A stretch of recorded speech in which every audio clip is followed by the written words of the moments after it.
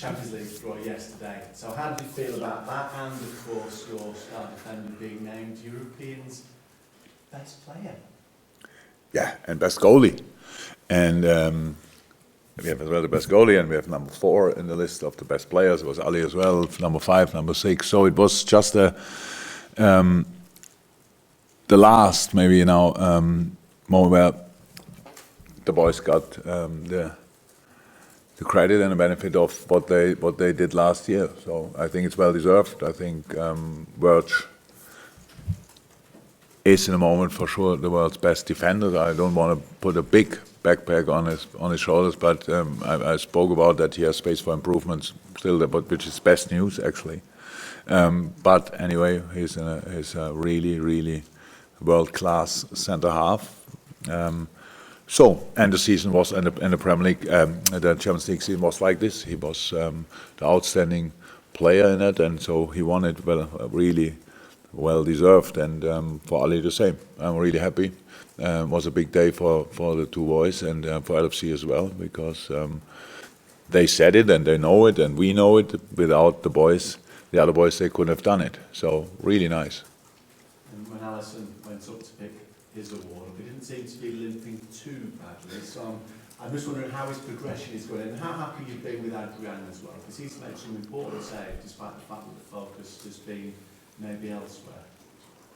No, but yeah, he made of course steps, but it was a proper injury. So that will still take time. So it's not, and how always with professional sportsmen, when you have a muscle thing and it takes long, then it takes as well a while until you can bring the muscle at least in the same on the same level than it was before. And the calf muscle is pretty important for jumping, and the goalie who quite important that he can jump from time to time. So it will take time, but thank God, and hopefully it stays like this. We have a fit Adrian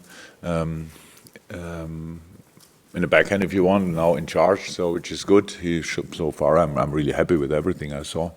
Oh, he's a good guy, which is important as well. But most important, of course, is that he can catch balls, and it's good as well. The solution we found for it is really good. But anyway, of course, it would be better if Ali could be around, but that will take still some time. What about Burnley this weekend? Obviously, last season's game at Turf Moor resulted in an unfortunate injury to Joe Gomez. He's fit now.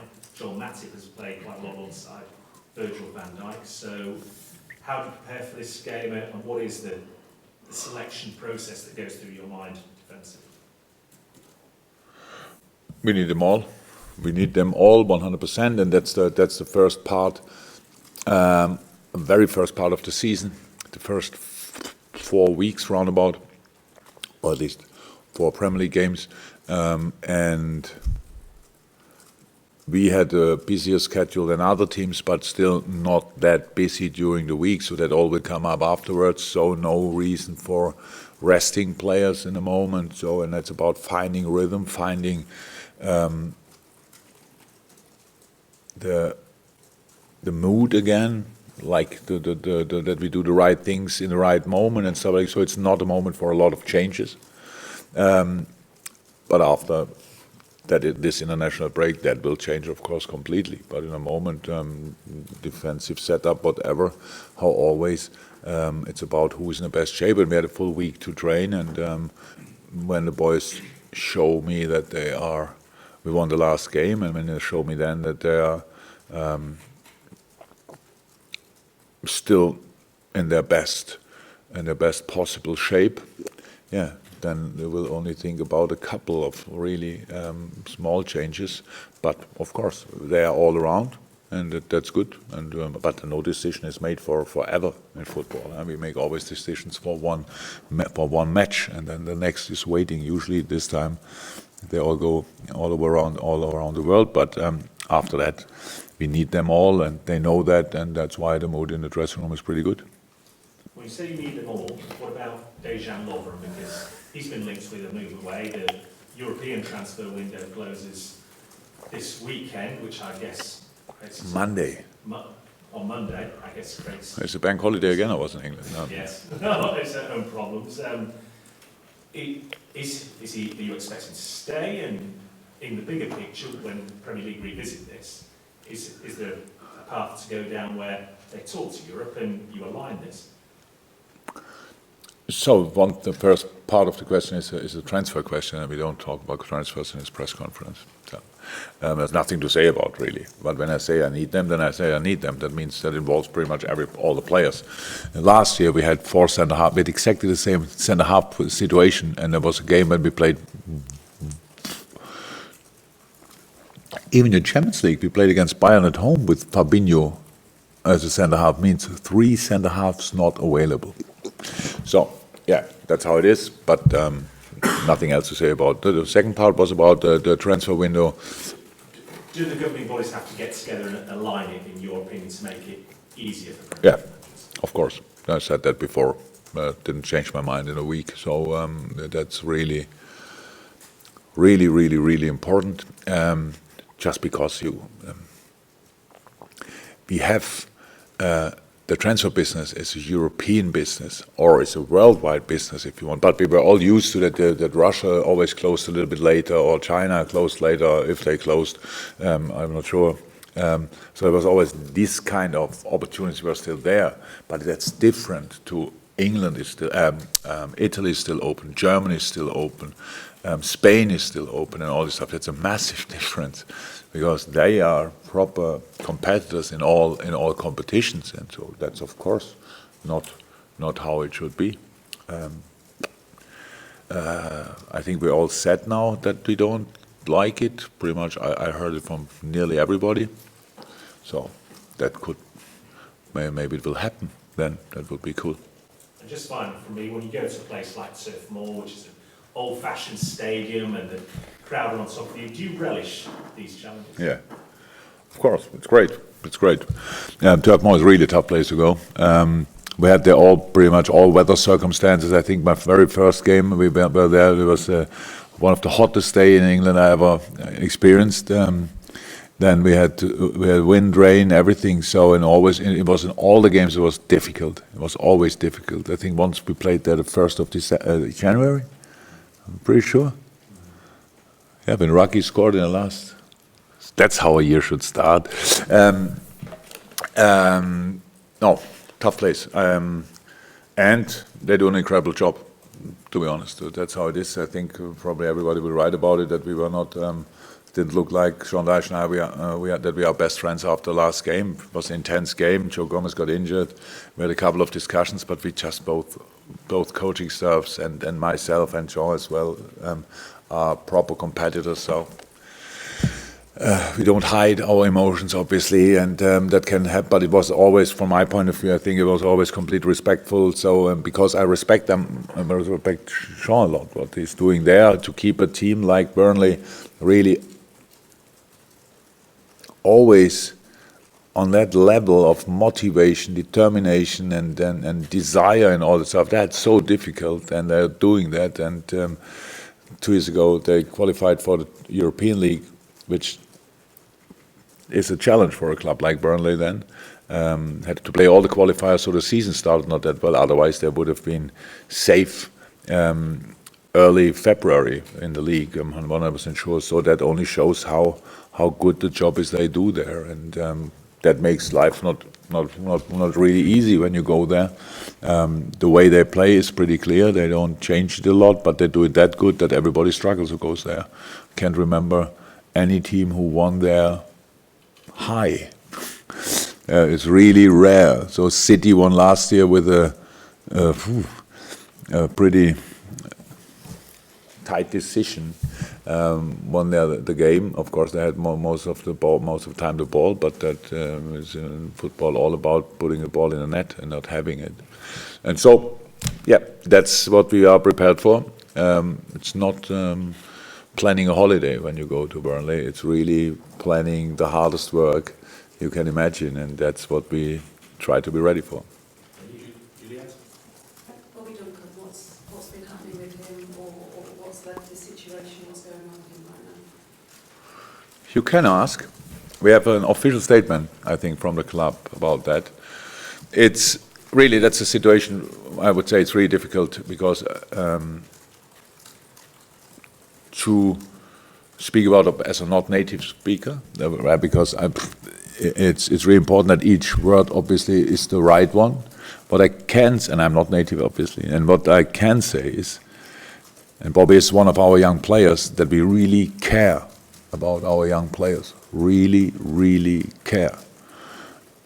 And that's pretty much all I can say, because I know that from the club, and I'm 4 years in, and I know that we are like this. So, not only with the young players, with all the players in football, sometimes contract things can then not be a massive problem because there are bigger problems in life, but can be a problem because one wants to extend or not extend or whatever. These situations you have constantly, which you don't even get aware of it. But that's a completely normal situation. But with all generations, with all age groups, it's always the same, and it's a normal thing.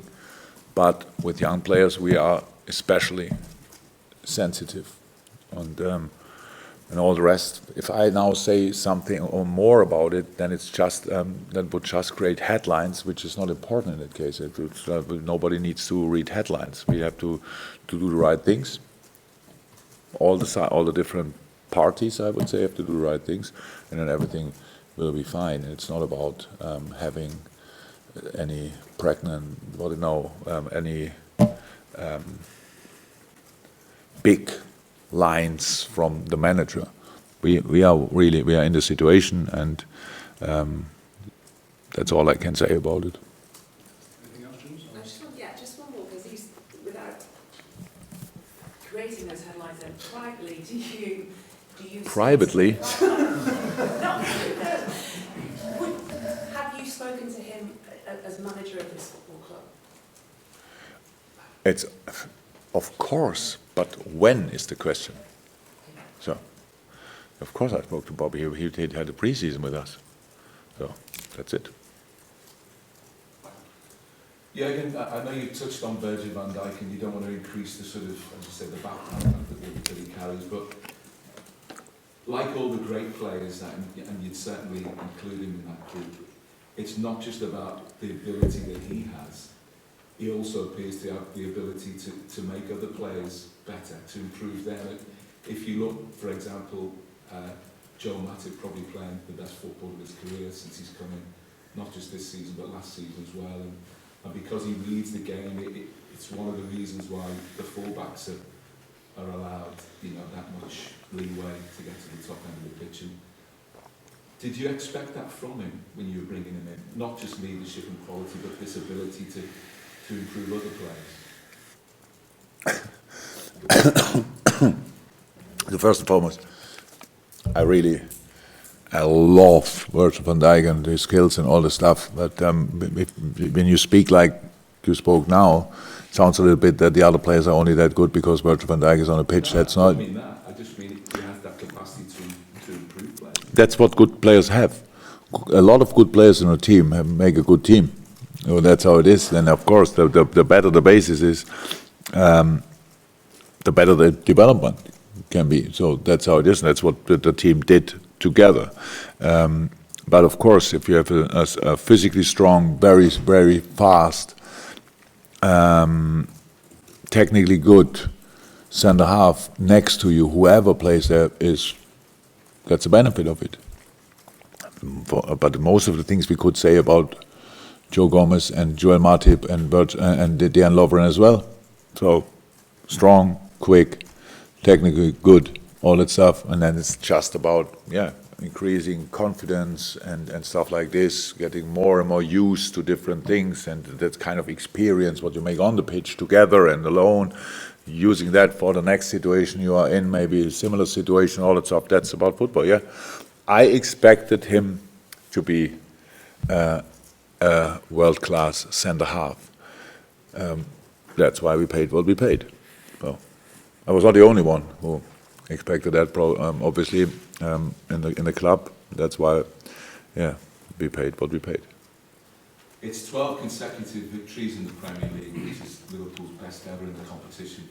It equals the best ever in the history it's so important these days, like I can never remember, to keep on winning matches because, you know, at one time a draw away from home was a point game. At the moment it isn't like that anymore. But the players don't buckle under the pressure, do they? They appear to sort of thrive on that. We don't think about it. If you would, nobody would have told me now the full week that we had 12 games. I don't think I would have known that we won 12 games in a row. I have no clue. When we lost the last one, I have no clue. We played 12 games ago, whatever. That way we don't think like that. We are completely in the next game. But I think, and what you all do as well is like you do like we all will play the season of last season, and especially Man City will play the season. We should expect that probably, but we cannot judge our season or our situation because in comparison to the situation of Man City and stuff like this. That if we drop a point there, then it's done. Then we have real pressure. So it's still a football game. There are 3 possible scenarios. My favorite one is to win it. And you can get a point, and unfortunately you can lose the game as well. So, and we have to at least, what can I say? Expect it could happen, all 3 of them. So, but we have influence with our performance. So we think about the performance. What do we have to do? How do we have to face the opponent? You make an analysis of the other team, but you see them always playing against other teams. They're not against us. So what do we do special that they cannot be 100% prepared for what we are doing? And all these things, that's what we are in. And that's what our week is. And we don't count the points we collected in the last 12 games or think about the points we could get in the next 20 games. It's really about this one opponent. And this is the only time we always have. If we have 3 days or 5 or 6, training-wise, it's a big difference. But focusing-wise, it's no difference because you have 3 days to focus on the next opponent is, of course, enough. I would expect us, if somebody tells us tomorrow you play them, we have enough time to focus on them. It's analyze-wise a bit difficult, but the focus I would expect on highest level. And that's exactly what we do now. And since Monday, we thought only about Burnley. And yesterday we got this little, when people told us who we play now in the Champions League, was a little more for a few moments was the thing we were talking about, then close that book again and thought about Burnley. And that's exactly how we understand it. It's for us the only way to do it. So that's how you keep things going, by constantly being focused and concentrated on the next step. Otherwise, you will struggle. Jurgen, just how much did you anticipate the way Arsenal played last week and prepared themselves to target? Before the game? Before the game. And how much are you expecting other teams to change the way they play? Because of that? Because of, you don't expect them to be maybe Arsenal would play the way that Arsenal regularly play. They seem to change their tactics to play. Mm-hmm. Pretty much that happens a lot then. That happens a lot that teams, it makes our analyze tricky. I think when we have the 2 sessions where we really prepare the next opponent, I always mean what I say. So far, they did this and that, and maybe they do it differently against us. So that's a kind of sign of respect, of course. It's not bad, but it makes it just analyze a bit more difficult. Arsenal, I said it after the game, we were of course surprised about the setup they had. I think we saw 7 games in the preseason, and they didn't play Rondo for Diamond for one time, and that was of course surprising. That in the game, it was the players adapted pretty well to it, but of course it was in one case difficult, or specific part difficult, was the movements in the box, because if you have constant these free crosses, human beings tend to not moving in the box because you wait for the cross, and if that's more fluent and you have to do more, and then the fullback is in a full sprint on a run, then it's clear, then the box is as well pretty lively, and we had very often this static formation and made life then for Christensen especially, and David Luiz too easy for the header. Not Christensen, he plays not together with Christensen anymore, but Socrates and David Luiz to win the headers. Second ball formation then for these situations were not exactly like it should have been, but it became better, and of course halftime always helps. We could show then a little bit, and that's how it could work how we could make it a bit easier for us. But it was a very difficult game because of the counter-attacking threat. What I was really happy with that the chances Arsenal had in that game were, of course, counter, but individual situations. So Hendo, in 9 million times he hit that ball, and that was the moment he doesn't hit the ball, so that was a counter-attack, a big one. And the other one was when Adrian and Verge were not 100% sure who takes the ball. That was the second big chance, and I think the other one was a shot from Pepe, which is good. But if other teams are not allowed to shoot anymore from wherever, then we have a real problem, and then we have to defend on a completely different way. So I was happy with that, but that's the things, yeah, they happen. That happens from time to time, but we will see what happens tomorrow. Burnley plays, I don't know how many years now, for 2. We will see what they do tomorrow.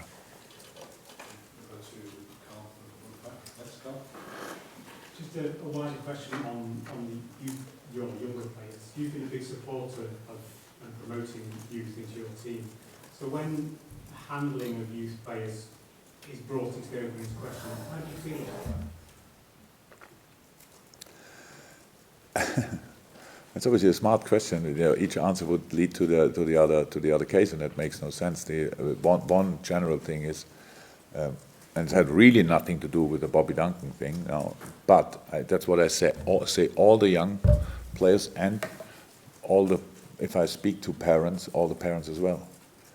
A young player has all the benefits all the benefits. The only problem, the real problem, because he's skilled, that we've been talking about young skilled players which are around Liverpool, Man City, Man United, stuff like this, they're all skilled. Wow. They're crazy. And then the thing is, the big problem they could have is if they lose patience.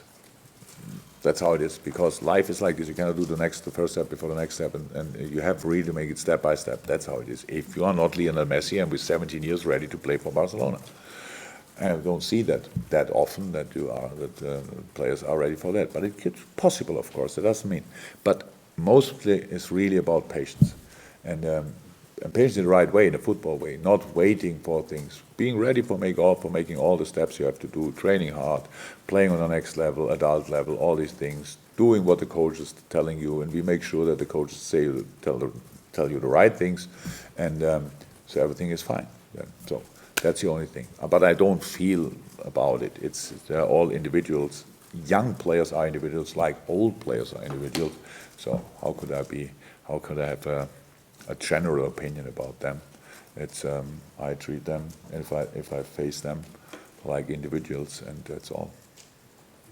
Well, you spoke about Burnley's style and how sometimes in the game you get caught in the emotion. How do you prepare and combat teams who try to knock you at your stride physically? That's a completely normal situation. We are constantly prepared for it. We should be constantly prepared for that. That's football. Physical challenges are football. We don't want to avoid physical challenges. It's not about that. In that moment, that day, I don't think we had any of these discussions in other games against Burnley, for example. And that day it was raining pretty much, and it's like you cannot, that's what I said, you cannot judge a sliding tackle when you start going on the ground 5 meters before you hit the other player. It's just, everything can happen. He makes another step or whatever. A normal sliding tackle, I was a defender. So I love that. It's a complete part of football. I have no problem with that. It's a normal defending situation, but that's what's special at that day. But all the rest, we don't face now Burnley, this or that. We face Burnley, a really good football team who knows how to use their skills and to maybe speak about a specific way of playing. I speak about how they play offensively, not how they defend or whatever. That's that they're specifically hard or whatever. That's not the case. They are hard. We hopefully are hard. That's part of the game. David? No, across James, anything for you? Jurgen, Shaqiri hasn't featured in the game so far. How has he responded to that? And is there anything you need to see from him that you're not seeing currently? No, brilliant. Shaq is training well. That's the situation. That's the first 4 weeks of the season. That's how it is. That's probably the hardest period for players who are not. He had an injury, came to Evian as well. After injury, like Naby did, Naby got a re-injury. Thank God, Jacques didn't get that. That's the only situation. In training, Jacques doesn't have to improve in any way. If he can keep the level he's doing at the moment, then so it's not about that. Of course, he can improve. Everybody can improve, but it's not about that. He doesn't have to show anything special, and we will need him. He knows that 100%. Is he the happiest player in the squad at the moment? I don't think so. Can I see that on the training pitch? No. He's in a good mood and training hard, doing what he has to do, and is ready for the moment when he has to help the team on the pitch.